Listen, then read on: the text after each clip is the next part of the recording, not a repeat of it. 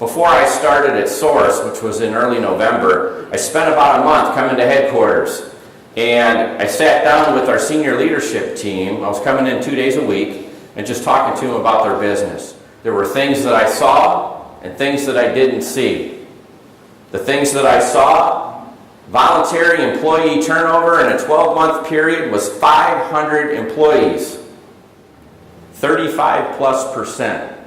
That is completely unsustainable when your product is your people. 500 people weren't here last year. So, to me, that was like the number one biggest issue that I saw. Number two, secondarily, we don't make any damn money.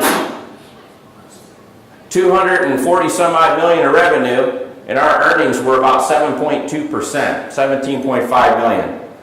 Last company I ran, when they were 250 million in revenue way back in 2008, they made $57 million of EBITDA.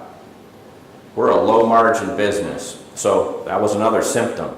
I had Hal, our VP of IT, telling me we needed a new ERP system, knowing full good and well that I used the same platform in the last two companies I ran, the last one of which I bought 18 companies, was doing business in 2 different countries, 2 different currencies. Everything worked fine. So I had that. And then I've told you, many of you before, our headquarters isn't exactly a show site. I call it a dump. And anybody who's got an Apple iPad, or an Apple MacBook or MacBook Pro or something like that, somewhere in your house, in the closet, up on the shelf, there's an empty box. Because with 90% statistical certainty, you can't throw it away. The same is true with companies. When we're going out to market and we're looking for our next investor, our next shareholder, something that I do, I want them to see that Apple box. I want them to have it up on the shelf in the closet and to have an affinity for this company. And I want them to pay too much for it and invest too much in it. And I want them walking out not shell-shocked because the train went by, but rather because, man, that company is cool and I'd like to own it. So these were some of the things that I saw. Then there were some of the things that I didn't see. We talked about these. Where the hell's the marketing department? Hello? No offense, Jeannie and Mike.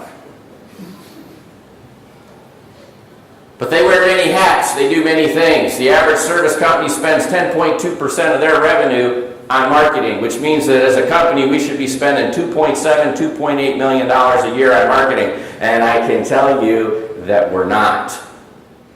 Where's the legal department? You know, today, remember that envelope that you said was on your desk? That was Walmart getting sued, and they wanted us to defend them. In a normal company, I'd walk down to my general counsel's office and I'd say, here you go, here's my latest lawsuit. A slip and fall. Only we don't have a general counsel, I don't have a legal department. I go into HR, I talk to Beth, how the heck do we manage these 500 employees who turned over in 12 months? What kind of HRIS system do we use? Workday? PeopleSoft? I'm sure it must be one of those, right? We got 1,300, 1,400 employees. Don't do that. We don't have one of those. And when I put all that together, I came up with my working thesis. And there were 4 of them, essentially. Number 1, high expenses, low margins. We've been unable to invest in the things that are missing, the things that we should be investing in. Thesis number 2, our revenue comes from big box retailers. How do they award business? To the lowest bidder. Yeah, we can make good money here. Mind you, this business is important. We do on average like $35, $36 million a year with a customer like Walmart. Keeps a lot of people employed, keeps the lights on. We have to mix up our customer base. Find other lines of revenue. I think of things like EO, which is our highest margin product. We don't even have a website for EO, yet multi-million-dollar deals just come walking in through the front door. Hello, I got some work. Somebody over there? Here's a couple $1 million for you. We're not even trying. We're not selling it. Imagine if we put some effort into it. Another thing, human Band-Aids.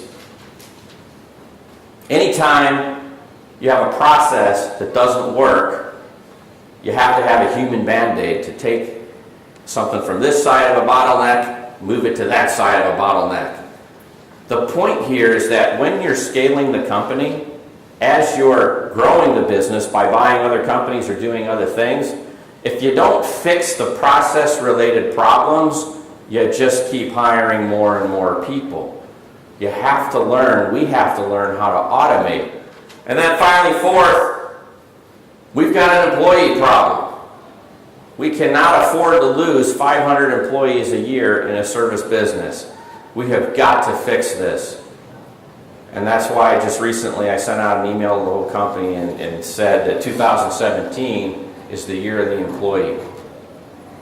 We have to figure out how to solve this or we're going nowhere.